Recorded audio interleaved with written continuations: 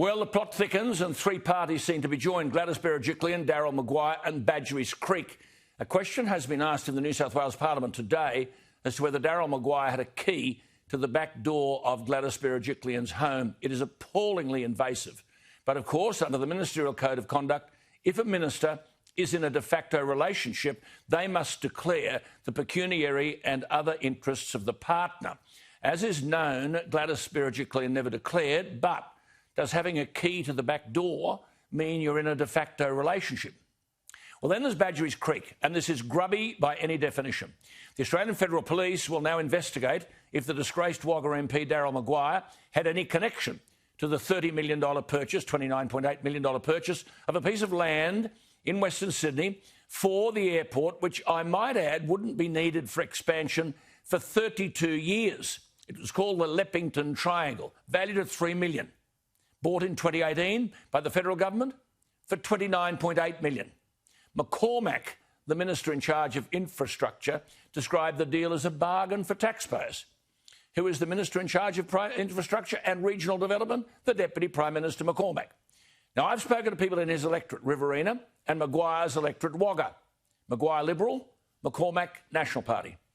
Liberal branch members in Wagga told me last week that Maguire, a Liberal, ran hither and yon to rally support for McCormack, a National Party member, when Kay Hull vacated the seat. That is, he was organising against the Liberal Party's own candidate.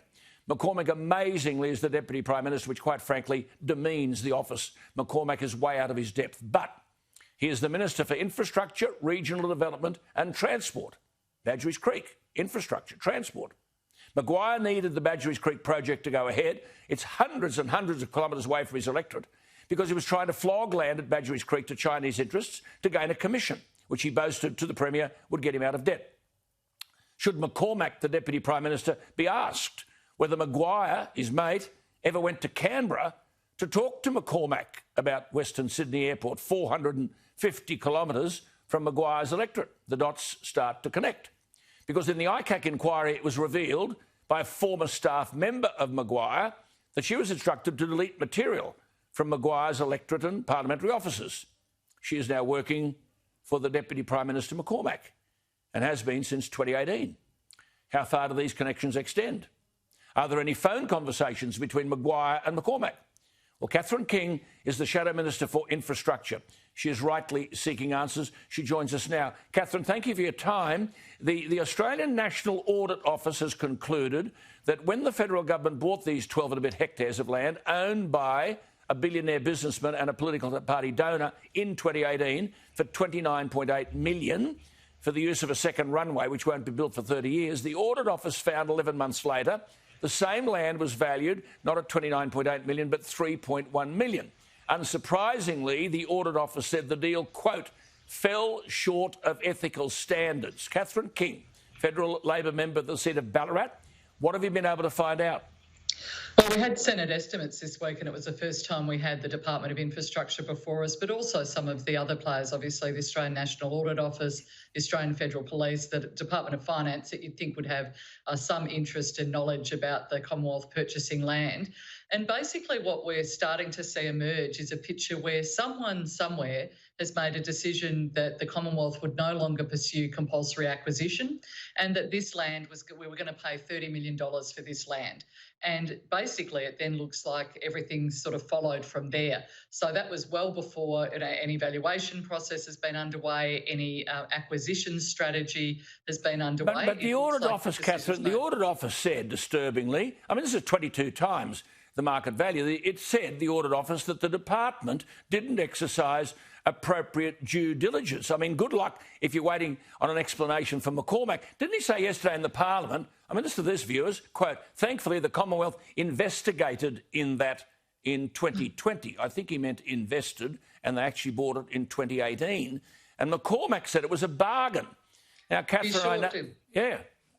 Yeah, he sure did say that, and we asked him a few times during question time this week about whether he stood by that still, given now there's the Australian Federal Police are scoping an investigation, as well his own finance minister has said compulsory acquisition should never have been taken off the table, and his own departmental secretary said that he could see nothing in this deal that was a bargain for Australian taxpayers. So he's out there on his own saying this. He's doubled down on it, and he's still saying it now. Well, I don't know, it might have been a bargain for someone, but it certainly wasn't for Australian taxpayers. For the taxpayer. Now, the Federal Police Commissioner, Rhys Kershaw, told your committee, Senate Estimates, he'd been contacted by the Auditor-General 3 months ago re the purchase, and the Senate committee was told that the referral from the Auditor-General on July 13 highlighted, quote, fraud may have been committed.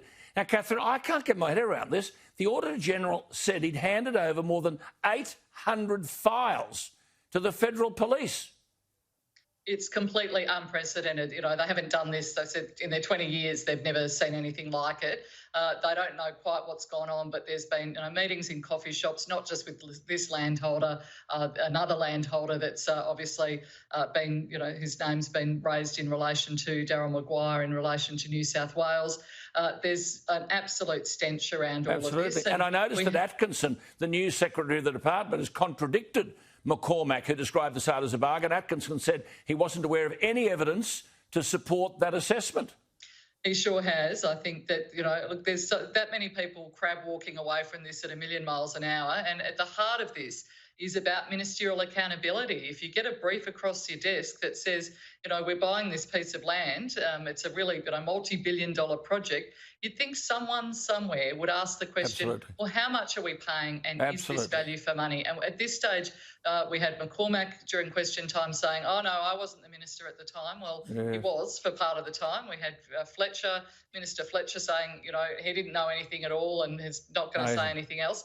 No one wants to own this. But someone made a decision somewhere. Well, I tell you what, when you find out more, you're welcome on the program. This is a scandal, an absolute scandal, and there's much more to it that we haven't yet been told about. Good to talk to you, Catherine. Thank you for your time.